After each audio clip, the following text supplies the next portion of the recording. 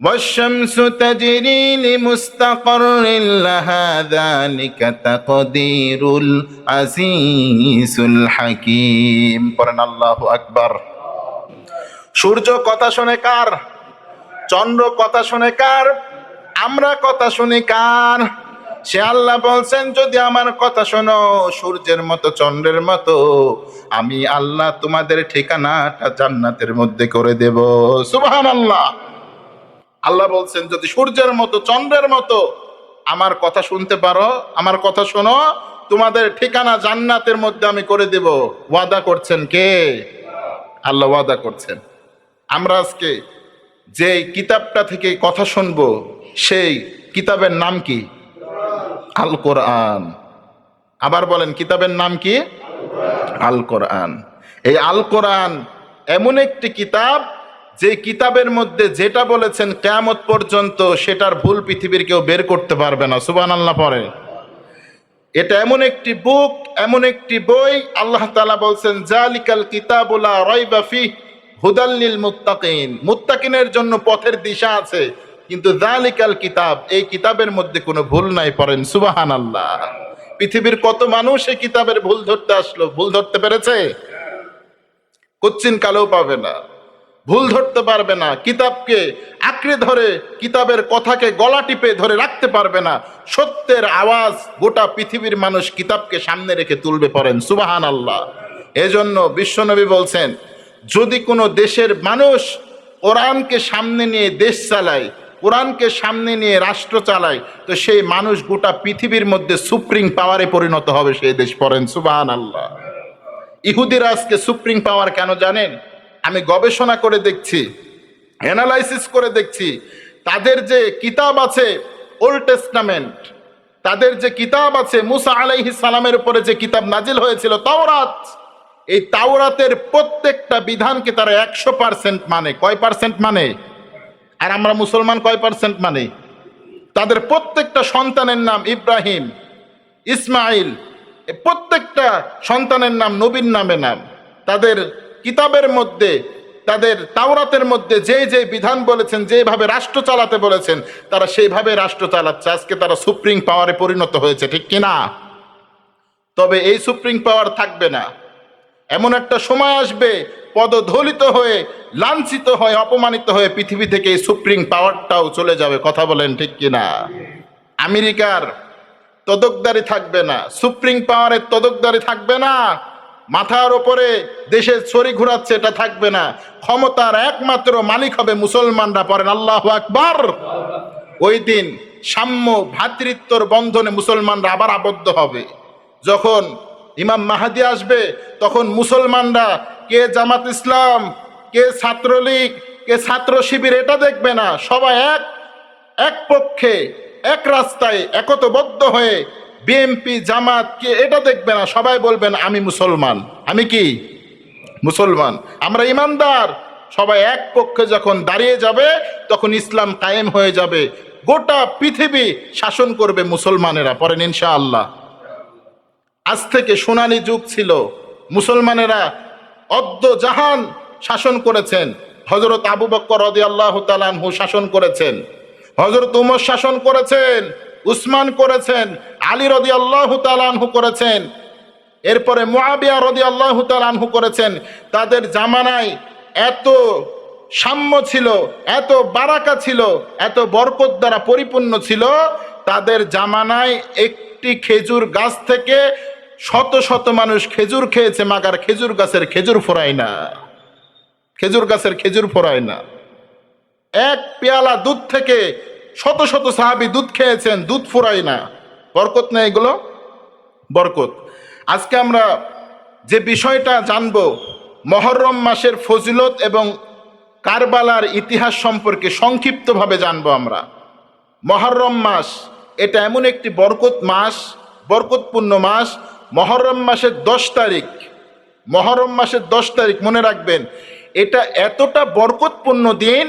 এই দিনের মধ্যে যে কত কত অলৌকিক ঘটনা ঘটেছে, এটা জানলে অবাক হয়ে যাবেন। মুহররম মাসের 10 তারিখে, এই মুহররম মাসের 10 তারিখে আমাদের পিতা আদম আলাইহিস সালাতু ওয়াস সালাম জান্নাতের মধ্যে যে গন্ধ ফল খেয়ে ভুল করেছিলেন না, এরপর আল্লাহ সুবহানাহু ওয়া তাআলা কি বললেন, নবী দুনিয়াতে নেমে যান, আপনার আর থাকা যাবে না, কারণ শয়তান আপনাকে ওয়াসওয়াসা দিয়ে আপনাকে শেষ করে ফেলেছে, নষ্ট করে ফেলেছে, আপনার আর জান্নাতে থাকার অধিকার নাই। তবে আসতে পারবেন যদি তওবা করে দুনিয়ায় যে আপনাকে বয়স দেব, বয়স কাটিয়ে পরীক্ষায় যদি উত্তীর্ণ হয়ে আল্লাহর উপরে তাওয়াক্কুল রাখতে পারেন, আপনার আবার আমি জান্নাতে প্রবেশ করাবো। পড়েন সুবহানাল্লাহ।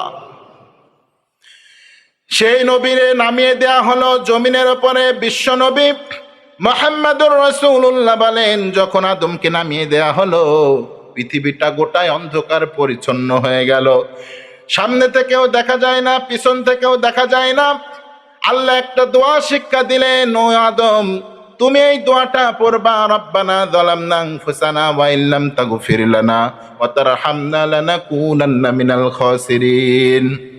আদম আলাইহিস সালাম এই দোয়া করছেন আর বলছেন, আল্লাহ আমি নিজের উপরে জুলুম করেছি, আমার আত্মার উপরে জুলুম করেছি, আল্লাহ আপনি যদি আমাকে না মাফ করেন, আমারে যদি ক্ষমা না করেন, আমি ক্ষতিগ্রস্তদের মধ্যে আমি অন্তর্ভুক্ত হয়ে যাব। আপনি আমারে মাফ করেন, আপনি আমারে ক্ষমা করে দেন। এভাবে দোয়া করতে করতে করতে করতে মুহররম মাসের 10 তারিখে আরাফার ময়দানে পৌঁছে গেছে শুক্রবারের দিন। এই জুমাবারে যখন পৌঁছে গেলেন আদম আলাইহিস সালাতু ওয়াস সালাম আবার দোয়া করা শুরু করলেন, আল্লাহ নফসের উপরে জুলুম করেছি, নিজের উপরে জুলুম করেছি, আল্লাহ আপনি যদি আমাকে মাফ করে দেন, ও আল্লাহ আপনার তো কোনো ক্ষতি হবে না, আর আপনি যদি আমাদেরকে মাফ না করেন আমরা ওয়াহুয়া মিনাল খাসিরিন ক্ষতিগ্রস্তদের মধ্যে অন্তর্ভুক্ত হয়ে যাব। আল্লাহ এই আকুতি মিনতি পেয়ে আল্লাহ বললেন, আদম যা তোর জীবনের সব গুনাহ মাফ করে দিলাম, সব গুনাহ মাফ করে দিলাম, আদম যা। আদম আলাইহিস সালাম এই দিনে মাফ পেয়েছেন মুহররমের 10 তারিখ। কয় তারিখ মনে রাখবেন তারিখটা? মুহররমের 10 তারিখ। গুরুত্বপূর্ণ না? আবার এত গুরুত্বপূর্ণ, আপনারা নবী, একজন নবী আছেন খুব কষ্ট করেছেন, খুব দুঃখ যন্ত্রণার মধ্যে সে কাটিয়েছেন। সেই নূহ আলাইহিস সালামের যে মহাপ্লাবন হয়েছিল, তার জাতির লোকেরা শিরক করত। আল্লাহ বলছেন, লা তুশরিক বিল্লাহ, তোমরা আল্লাহর সাথে শিরক করো না। সর্বপ্রথম আদমের সন্তানদের মধ্যে নূহ আলাইহিস সালাতু ওয়াস সালামের স্ত্রী পরিবার কানান সহ তার জাতির লোকেরা শিরক শুরু করলো। আল্লাহ মহাপ্লাবন দিলেন, পানি দিলেন, ধ্বংস করে দিলেন। কারণ আল্লাহর জমিনে বসবাস করে যারা আল্লাহর সাথে শিরিক করে এটা সহ্য করতে পারে না, ঠিক কিনা? আমাদের জামানাতেও গজব আসতো, শুধু বিশ্বনবীর দোয়ার কারণে আমরা বেঁচে আছি আজকে। বিশ্বনবী আল্লাহর কাছে দোয়া করেছিলেন, আল্লাহ পূর্ববর্তী বহু উম্মতকে আপনি ধ্বংস করেছেন, ও আল্লাহ পূর্ববর্তী বহু উম্মতকে আপনি ধ্বংস করেছেন, আমার উম্মতকে আপনি ধ্বংস করবেন না, মহাপ্লাবন দিয়ে তাদেরকে আপনি নিস্তেজ করে দিবেন না, কিয়ামতের আগ পর্যন্ত তাদেরকে কোনো ফিতনা দিবেন না, বালা মুসিবত দিবেন না। আমার নবীর দোয়া কবুল করে নিয়েছিল ওই দিনকে। এই জন্য আমাদের উপরে কোনো বিপদ আসে না, আপদ আসে না, আমাদের বাঁচিয়ে দেন কার দোয়ার বরকতে? বিশ্ব নবীর দোয়ার বরকতে। চিল্লাই বলেন কার দোয়া? আমার নবী, আপনার নবী বিশ্ব নবী দোয়া করলেন। এই দোয়ার বরকতে হাজারো জালেম, হাজারো সুদখোর, হাজারো ঘুষখোর, তারা 144 ডিগ্রি সেলসিয়াস দিয়ে তারা গুনাহ করে বেড়াচ্ছে। তাদের গুনার গতি এত বিশাল, আল্লাহ যদি ধরে তারা সবাই ধ্বংস হয়ে যাবে, সাথে আমরাও হব, ঠিক কিনা? মানুষের এখনো জেনাও থামায় না, ঘুষ থামায় না, সুদ খাওয়াও থামায় না, আছে না নাই? আবার সুদও খায়, জুব্বাও পরে, টুপিও পরে, মসজিদে এসে সেজদা দেওয়া, আছে না নাই? ওর নামাজ ওর মুখের উপরে ছুঁড়ে মারবেন কিয়ামতের দিন কে? আল্লাহ বলছেন, তোদের ইবাদত কবুল করব না। আমার নবী যদি দোয়া না করত তোদেরকে আমি ধ্বংস করে দিতাম। কার কথা? কার কথা? সে রব্বুল আলামিন যখন মহাপ্লাবন পাঠালেন, নূহ আলাইহিস সালাতু ওয়াস সালাম আল্লাহর কাছে দোয়া করলেন, লা তাদারু আলাল আরদি মিনাল কাফিরিনা দাইয়ারা। আল্লাহ সারাটা জীবন আমাকে জানিয়েছে, ও আল্লাহ আমাকে হত্যা করার জন্য চেষ্টা করেছে, আমি বলেছি তোরা শিরিক করস না, তারা শিরিক করেছে। আমাকে তারা এত মেরেছে, এত অত্যাচার করেছে, লা তাদার আলাল আরদি মিনাল কাফিরিনা দাইয়ারা, ও আল্লাহ কাফেরের কোন আন্ডা বাচ্চারে তুমি রেখে দিও না, সবাইরে শেষ করে ফেলো, তোমার গজবে পাকড়াও করে মুহূর্তের মধ্যে সবাইরে ধ্বংস করে ফেলো। পরেন নাউজুবিল্লাহ। আল্লাহ বলছেন তুমি যেহেতু দোয়া করেছো, দোয়া কবুল করলাম, সবাইরে ধ্বংস করলো, তার স্ত্রীরাও ধ্বংস করলো, তার সন্তান কেনানরেও ধ্বংস করলো কে? তবে একজনকে বাঁচিয়ে রেখেছিল, একজন বৃদ্ধা মহিলা, শরীরটা কুঁচকে গিয়েছে। যখন নৌকা থেমে গেল একটা পাহাড়ে, লুদ নামক পাহাড়ের কাছে যখন নৌকা থেমে গেল, আল্লাহর প্রতি একজন বুড়ি মহিলা ঈমান এনেছিল, ওই মহিলার কথা নবীর মনে পড়ে গেল। নৌকা থেকে নেমে দৌড় দিয়ে চলে যায় বুড়ির বাসায়। বুড়িকে যেয়ে বলছেন, মা আপনি বেঁচে আছেন নাকি, আমার একটু জানান। বুড়ি মহিলা বের হয়ে এসে বলছেন, ও নূহ তুমি কোথায় ছিলা, তুমি কোথায় ছিলা, তোমার নৌকা কোথায় ছিল, আমি এতদিন অপেক্ষায় ছিলাম, আসো না কেন? নূহ আলাইহিস সালাম বলছেন, মা বুঝতে পারেন নাই, টের পান নাই, গোটা পৃথিবী মাচাকার হয়ে গেছে, ডুবে সব শেষ, কাবা পর্যন্ত ডুবে গেছে, আপনি টের পান নাই, আপনি টের পান নাই মা? বুড়ি মহিলা বলছেন, তুমি আমারে নিতে আসো না কেন, এটা আগে বলো। বলছেন, মা আপনার তো মনে ছিল না নিতে আসার কথা, আপনার কথা ভুলে গিয়েছিলাম। আমার চোখের সামনে আমার স্ত্রী ডুবে যাচ্ছে, আমার সন্তান কেনান ডুবে যাচ্ছে, এই কান্না করতে করতে আমার নৌকা ছেড়ে দিয়েছিলাম, আমার নৌকার যে রশি ছিল খসে গিয়েছিল, এই রশি আমাকে আল্লাহ এমন জায়গায় নিয়ে গেলেন যেখানে গজব পুষতে পারে নাই, আমি আপনার কথা ভুলে গিয়েছি, আপনি বাঁচলেন কেমনে? বুড়ি মহিলা কান্না করছেন আর বলছেন, নূহ রে আমি তো তোর ইবাদত করি না, আমি ইবাদত করি কার? যে আল্লাহর ইবাদত করে সেই আল্লাহ মহাপ্লাবনে আমাকে বাঁচিয়েছেন। আমার বাড়ির দিকে তাকিয়ে দেখো, আমার বাড়ির একটা বালু কোনা খসে যায় নাই। আল্লাহু আকবার। সে আল্লাহর সেই শক্তি কুওয়াত আজও আছে না নাই? যদি ইমানের মতো ইমান আনতে পারেন, সকল বিপদ আপদ থেকে আমাদের বাঁচিয়ে দিবে কে? সকল শত্রুর ষড়যন্ত্র থেকে আমাদের রক্ষা করবে কে? তবে আমাদের মুমিন হতে হবে। কি হতে হবে? আল্লাহ বলছেন, ওয়ালা তাহিনু ওয়ালা তাহজানু ওয়া আনতুমুল আ'লাউনা ইন কুনতুম মুমিনিন। ভয় পেও না, টেনশন করো না, তোমরা যদি মুমিন হও, তোমরা যদি মুত্তাকিন হও, তোমরা যদি আল্লাহওয়ালা হও, তোমরা যদি ইমানদার হও, নূহ নবীর জামানায় বুড়িকে যেমন করে মহাপ্লাবনে বাঁচিয়েছিলাম, তোমাদের জীবনটা আমি আল্লাহ সেইভাবে বাঁচিয়ে দেব। পড়েন আল্লাহু আকবার। এমন ইমান আনতে পারবেন তো মুসলমান? তাহলে ঘটনা ঘটেছিল 10 মুহররম। কয় মুহররম? দ্বিতীয় নাম্বার ঘটনা ঘটেছে, ভাইরাল ঘটনা, ফেরাউনের মৃত্যু। কার মৃত্যু? ভাইরাল ঘটনা না? সবার মুখস্থ না? ফেরাউন ডুবে মারা গিয়েছে এই 10 মুহররম। ফেরাউন তাড়া করলো, নীল নদের মধ্যে ডুবে মারা যাচ্ছে। তখন ফেরাউন কি বলেছিল জানেন? বলছেন, আনা মিনাল মুসলিমিন, আমি মুসলমান। ফেরাউন যদি মুসলমান হয় আমরা যাব কোথায়? কথা বলেন না কেন? ফেরাউন যদি মুসলমান হয় আমার তো কোনো কথাই নাই। ফেরাউন বলছে, আনা মিনাল মুসলিমিন, ও মুসা আমি তোমার রবের প্রতি ঈমান আনলাম, কিন্তু বাদাল গরগরা, তার মৃত্যুর গড়গড়ানি গলার কাছে এসেছে, তওবা কবুল হয় নাই। আজও শুটকি করে মিশরের মিউজিয়ামের মধ্যে তার লাশ রেখে দিয়েছে কে? কিচ্ছু লাগে না। তার লাশকে সংরক্ষণ করতে হলে কোনো ডিগ্রি সেলসিয়াসের তাপমাত্রা লাগে না। এক তাপে যাকে কিয়ামত পর্যন্ত রাখবেন শুটকি করে, তিনি কে? সে আল্লাহর ক্ষমতা আছে না নাই মুসলমান? আল্লাহর ক্ষমতা মনে হয় কমে গেছে।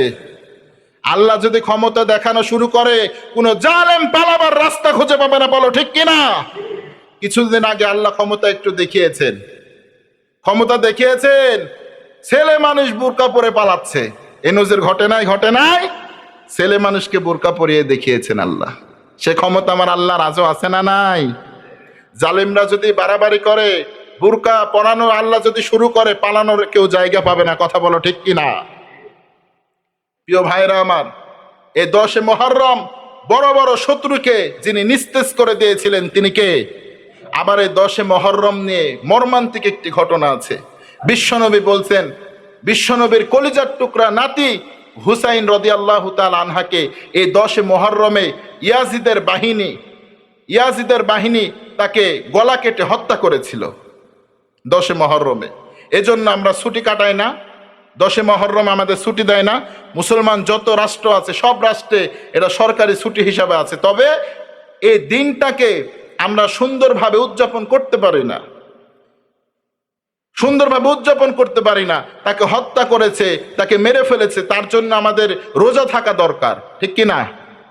তার জন্য আমাদের ইবাদত করা দরকার, আল্লাহর কাছে দুহাত তুলে ফরিয়াদ করা দরকার। আমরা কি করি? নিজের শরীরের উপরে আঘাত করি, এরপরে কি করি? তার কবর বানাই। আমরা কি করি? ফর্ম দিয়ে, কাগজ দিয়ে কবর বানিয়ে তার কবরটা নিয়ে আমরা মিছিল করে বেড়াই। ইসলাম কি এটা বলছে? না, ইসলাম বলছে মৃত ব্যক্তির জন্য দোয়া করো, কারণ আদ-দুআ মুখুল ইবাদা, দোয়াটাই হলো ইবাদতের মগজ। আদ-দুআ হুয়াল ইবাদা, দোয়াই হলো ইবাদত। সুবহানাল্লাহ পড়েন। আবার বিশ্বনবী বলেছেন আদ-দুআ সিলাহুল মুমিন, মুমিনের অস্ত্রই হলো দোয়া, মুমিনের অস্ত্রই দোয়া। এই অস্ত্র দিয়ে সে অসাধ্যকে সাধন করতে পারে, পড়েন সুবহানাল্লাহ। আর নবীরা যখন কোনো কাজে উদ্বুদ্ধ হতেন, খুশি হতেন, তারা রোজা রেখে শুকরিয়া আদায় করতেন। আমরা শুকরিয়া আদায় করি কি বলে? আলহামদুলিল্লাহি রাব্বিল আলামিন। আমরা বলি আল্লাহ সমস্ত প্রশংসা তোমার জন্য, তুমি বিশ্ব পালনকর্তা, তুমি আমাদের রব, ঠিক কি না? আর নবীরা এটা বলার সাথে সাথে রোজাও রাখতেন আর বলতেন আল্লাহ এই রোজাটা শুধু আমি খুশি হয়ে রেখেছি। সুবহানাল্লাহ পড়েন। এই যে 10 মুহররম মুসা আলাইহিস সালাম রোজা রেখেছেন, বিশ্বনবী আমাদের 2টা রাখতে বলেছেন, আমরাও রাখবো ইনশাআল্লাহ পড়েন। এরপরে হুসাইন রাদিয়াল্লাহু তাআলা আনহুকে কেন হত্যা করা হলো? আপনারা জানেন কেন হত্যা করা হয়েছিল? সর্বপ্রথম খলিফা ছিলেন আবু বকর, তিনি মারা গেলেন। এরপরে উমর, তিনিও মারা গেলেন। এরপরে ওসমান, তিনিও মারা গেলেন। তাকে হত্যা করা হয়েছিল। এটার জের থেকে গন্ডগোল শুরু। 35 হিজরি থেকে গন্ডগোল শুরু হলো। এরপরে আলী রাদিয়াল্লাহু তাআলা আনহু ক্ষমতায় আসলেন, হত্যার বিচার করলেন না। আলী রাদিয়াল্লাহু তাআলা আনহু বললেন আমি হত্যার যে বিচার করব, সৈন্যবাহিনীতে যারা আছে তারাই হত্যা করেছে, আমি যদি এদের বিচার করতে যাই তো দেশের তো আমাদের সংগঠনের মধ্যে তো সন্ত্রাসী বাহিনী আরো তো সুযোগ পেয়ে যাবে, আর রোমানরা আমাদের উপরে উৎপেতে আছে, যদি কিছু বলে আমাদের উপর আক্রমণ করবে। তারা তো পারস্যের সম্রাটরা আমাদের উপর উৎপেতে আছে, আমাদের একটু ভুল হলে তারা আক্রমণ করে বসবে। এই জন্য তিনি চুপ থাকলেন, কিন্তু তার পক্ষে বিদ্রোহ করা হলো, তাকে হত্যা করা হলো। এরপর মুয়াবিয়াকে ক্ষমতায় বসানো হলো। তিনি একজন কঠোর, একবারে এত কঠোর একজন শাসক ছিলেন, টানা 20 বছর শাসন করেছেন। তিনি 40 থেকে নিয়ে 60 বছর পর্যন্ত শাসন করেছেন। 41 বছরে যখন আসলো হিজরি 41 হিজরিতে এসে তিনি ইন্তিকালের পূর্বে তার সন্তান ইয়াজিদকে ক্ষমতা দিয়ে গেলেন। সন্তান ইয়াজিদকে যখন ক্ষমতা দিলেন, বাবার পরে সে ক্ষমতা পেল, এটা সবাই মেনে নিল না। কিছু সংখ্যক মানুষ মানলো, কিন্তু মক্কা মদিনার সাহাবীরাও মানলো না। যেমন আব্দুল্লাহ ইবনে জুবায়ের, আব্দুল্লাহ ইবনে আব্বাস রাদিয়াল্লাহু তাআলা আনহু, আব্দুল্লাহ ইবনে ওমর রাদিয়াল্লাহু তাআলা আনহু, এরা বড় বড় সাহাবী, এত বিশাল সাহাবী, বিশ্বনবীর তারা ডান হাত বাম হাত ছিলেন, এত কুওয়াত বিশিষ্ট সাহাবী, তারা মানলেন না। হুসাইন রাদিয়াল্লাহু তাআলা আনহু মানলেন না। তিনি বলছেন যদি পিতার পরেই যদি ক্ষমতাবান কেউ হয়, তাহলে তো আমার নানার পরে তো আমার বাবার ক্ষমতা পাওয়ার কথা ছিল, ঠিক কিনা? তিনি নবীর বংশধর, তিনি নবীর চাচা, তিনি নবীর ভাতিজা, চাচা, এরপরে আবার তিনি চাচাতো ভাই, আবার তিনি তার জামাই, তাহলে তিনি ক্ষমতা পাওয়ার কথা ছিল। আমার বাবা তো ক্ষমতা নেন নাই, আবু বক্করকে দিয়েছেন। আর বিশ্বনবীর ক্ষমতা দিবেন না বিধায় তিনি বলেছেন যোগ্য মানুষকে ক্ষমতাতে বসাও। কাকে বসাও? বিশ্বনবী বলছেন যোগ্য মানুষকে বসাও। বিশ্বনবী কিন্তু আবু বক্করকে বসাতে হবে এই কথা বলে যায় নাই, তিনি মারা গিয়েছেন। তিনি বলেছেন তোমরা মাসওয়ারা করবা, প্রসিদ্ধ যারা সাহাবী আছো, আশারায়ে মুবাশশিরাত যারা সাহাবী আছো, তোমরা সবাই মিলে বৈঠকে বসবা। আমার সাহাবীরা যাকে মেনে নেবে, যার ইত্তেবা করবে, তখন যাকে আমির নিযুক্ত করবে তার তুমি ইতাআত করবা। সুবহানাল্লাহ পড়েন। আবু বকরের করেছেন, সবার করেছেন। এবার এসে মুয়াবিয়ার সন্তানের কেউ আর ইতাআত করছে না। তো এটা দেখে তিনার রাগ হয়ে গেল, আমার বাবা ক্ষমতা দিয়েছেন, ক্ষমতা আছে, অদ্য জাহানের খলিফা তিনি বর্তমান সময়ে, তিনি সাহাবীদেরকে ধমকানো শুরু করলেন। তিনি মানানোর জন্য খুব সে কঠোরতা অবলম্বন করলেন। মানুষকে হত্যা করার জন্য তিনি উদ্বুদ্ধ হয়ে গেলেন, যদি তোমরা না মানো তোমাদের বিচার করা হবে, কারণ বিশ্বনবী বলছেন আমিরের ইতাআত করো। তো সাহাবীরা মানে না, আর বড় বড় সাহাবী যদি না মানে সাধারণ মানুষ মানে বলেন? তখনকার যুগে নবীদের পরে তাদের স্থান, তাদের কথা শোনা হতো। আব্দুল্লাহ ইবনে আব্বাস, যাকে রইসুল মুফাসসিরিন বলা হয়, মুফাসসিরের সম্রাট বলা হয়, তেমন সাহাবী বেঁচে আছেন বিশ্বনবীর চাচা। যখন মানতে চাইল না, তাকে ধরে নিয়ে যাওয়া হলো, তাকে বলা হলো তোমরা মানবা কি মানবা না সেটা বলো। হুসাইন রাদিয়াল্লাহু তাআলা আনহুকে কুফার মানুষজন, ইয়াজিদের বিরুদ্ধে যে কুফার মানুষজন সবাই একত্রিত হয়ে হুসাইনকে বলছেন, হুসাইন তুমি কুফায় চলে আসো, তুমি যদি আসো তোমাদের হাতে বায়াত হিসাবে তোমাকে আমরা সাম্রাজ্য ছেড়ে দেব। হুসাইন রাদিয়াল্লাহু তাআলা আনহু তার চাচাতো ভাইকে পাঠালেন, তিনিও দেখছেন অবস্থা ভালো। কিছুদিন পরে ইয়াজিদের বাহিনী তার প্রতিনিধি দলকে পাঠালেন। পাঠানোর পরে গোটা কুফাবাসীকে তার নিয়ন্ত্রণে করে নিলেন, মানুষকে হত্যা করে ষড়যন্ত্র করে একজনও হুসাইন রাদিয়াল্লাহু তাআলা আনহুর পক্ষে নাই, মাত্র 72 জন ব্যক্তি ছাড়া। 72 জন ব্যক্তি তার হাতে বায়াত গ্রহণ করলে। এইদিকে যে চিঠি পাঠিয়েছে তার চাচাতো ভাই, চিঠি পেয়ে তিনি রওনা দিয়েছেন। তাকে ধরা হলো, যে হুসাইনকে গ্রেফতার করা হলো, কারণ ইয়াজিদ বলেছেন তাকে জিন্দা তোমরা গ্রেফতার করে জিঞ্জিরখানার মধ্যে পুরে রাখবা, বিশ্বনবীর নাতিকে। ওই দিন হুসাইন 3টা প্রস্তাব দিয়েছে। তিনি বলছেন, হয় আমাকে মক্কায় ফিরে যেতে দাও, আমি যুদ্ধ করতে আসি নাই, আমি যদি যুদ্ধ করতাম তাহলে আমার স্ত্রী, আমার সন্তান, আমার মেয়ে এদেরকে নিয়ে আসতাম না, আমি শুধু এসেছি তারা আমাকে ডেকেছে তাই কুফাবাসী। তিনি এই বললেন আমাকে মক্কায় ফিরে যেতে দাও, না হলে আমাকে যদি মক্কায় ফিরে যেতে না দাও, আমাকে এমন একটা মুসলিম রাষ্ট্রে যেতে দাও যেখানে আমি যে সাধারণ জীবন যাপন করব। এটাও দিলেন না, মক্কায়ও ফিরতে দিলেন না। 3 নম্বরে বললেন তাহলে আমাকে ইয়াজিদের কাছে যেতে দাও, আমি তার কাছে গেলে আমি তার সাথে কথা বলতে চাই, ইয়াজিদের সাথে আমি কথা বলতে চাই। তারা কথা শুনলেন না, যুদ্ধ শুরু করলেন।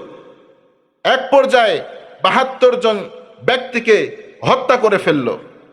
এরপরে হুসাইনকে মারার জন্য তরবারি বের করেছে, হুসাইনকে হত্যা করবে। হুসাইন বসে আছে, কেউ মারতে সাহস পাচ্ছে না, কেউ মারতে চাচ্ছে না।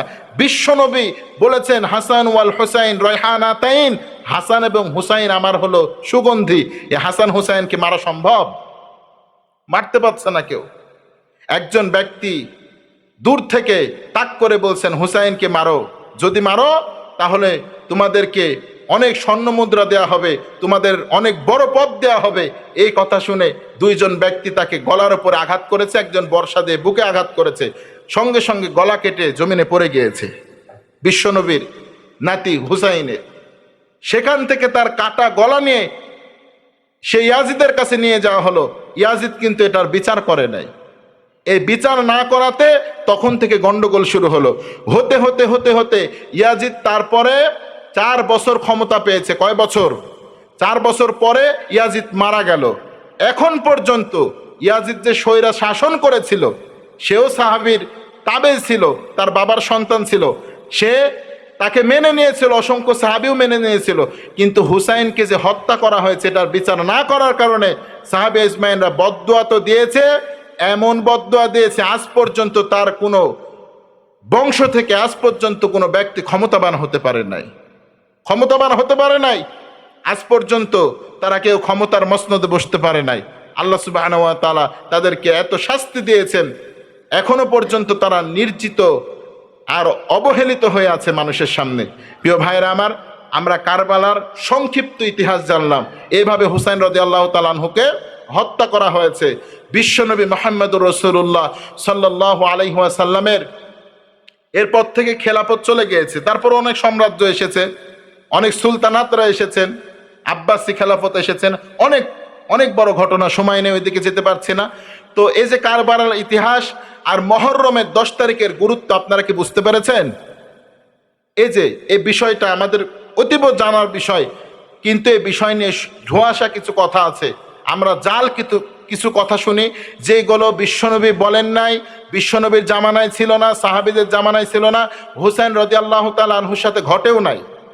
বলে না তীর মারছে, এতটা তীর মারছে, অতটা তীর মারছে, এটা কোনো ঘটনা না। বর্ষা আঘাত করছে, তরবারি দিয়ে মাথা কেটে ফেলছে।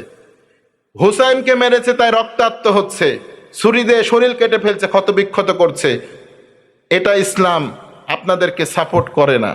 যদি কেউ আপনাকে বলে আসো হুসাইনের সেই মিছিলে আমরা অংশগ্রহণ করি, আমরা খাওয়া দাওয়া করি, আমরা মিছিল করি, মিটিং করি, আমরা তাদের লাশের কফিন বানিয়ে আমরা মিছিলের মধ্যে অংশগ্রহণ করি, আপনারা খবরদার যাবেন না, এটা বেদাত। এটা কি? রসুলের অওলাদদের প্রতি, রসুলের নাতিপুতির প্রতি আমাদের ভালোবাসা আছে, তবে আমাদের ভালোবাসার বহির্প্রকাশ হবে নামাজের মাধ্যমে, আমাদের ভালোবাসার বহির্প্রকাশ হবে আর দুয়া উহুয়াল ইবাদা, দোয়ার মাধ্যমে আমাদের ভালোবাসার বহির্প্রকাশ হবে তাদের জন্য রোজার মাধ্যমে। আমরা রোজা থাকবো 10 মুহররম, আমরা নামাজ পড়ব, আল্লাহর কাছে দোয়া করব, আল্লাহ সুবহানাহু ওয়া তাআলা সঠিকভাবে 10 মুহররমের আমলগুলো, ফজিলতগুলো বোঝার তৌফিক দান করুক, কারবালার ইতিহাস আমাদেরকে বোঝার তৌফিক দান করুক। ওয়া আখিরু দাওয়ানা আলহামদুলিল্লাহি রাব্বিল আলামিন। আসসালামু আলাইকুম ওয়া রাহমাতুল্লাহি ওয়া বারাকাতুহু।